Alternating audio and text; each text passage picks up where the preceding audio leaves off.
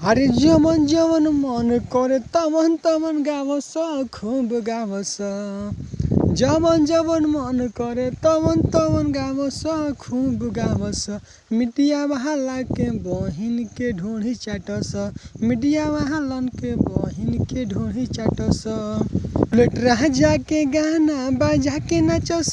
चंदन चंचल के गाना बजा के नचस। मिटिया बहाला के बहिन के ढोढ़ी चाटस। मिटिया बहाला के बहिन के ढोढ़ी चाटस।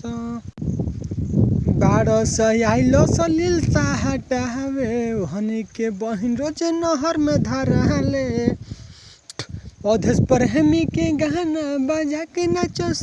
चंदन चंचल के गाना बजा के नचस। मिटिया बहाला के बहिन के ढोढ़ी चाटस। मिटिया बहाला के बहिन के ढोढ़ी चाटस।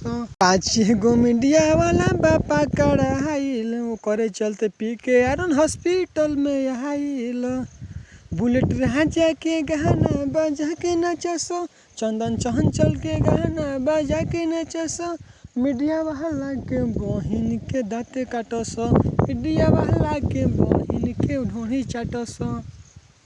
नमस्कार, प्रणाम रउरा के छोट भाई भुवर सिंह। और रउरा सब हमरा के हमार गाना अगर सुनले खूब जा तो रउरा सब बताई जा कि कैसन बड़ुए, ठीक न। आ एगो बात बड़ुए कि एगो पीके आयरन भैया जी बानी जौन के गाना एगो लिखल बानी चंदन चंचल जी के दिले बानी देवरा ढोढ़ी चटना बा।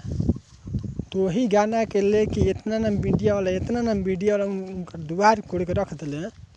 उनका कितना ना शर्मिंदा कर दिले कि उनका जाके हॉस्पिटल में भर्ती होके पड़ल।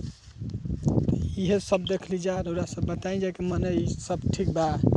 आज ढेर मीडिया वाला ना 2-4-5 गो मीडिया वाला ऐसा बाड़े ना उनका दुआर कोड़ ले बाड़े। बुलेट राजा के घर कोड़ताने, चंदन चंचल के घर कोड़ताने। अरे खाइल नहाइल मुश्किल कर देताने लोग। तो रउरा सब अगर चैनल पर नया बनी जा तो चैनल के सब्सक्राइब, लाइक, शेयर, कमेंट करके बताइब जा। आ गाना भी निकल वाला बा, ठीक न। तब तक मिलत नहीं।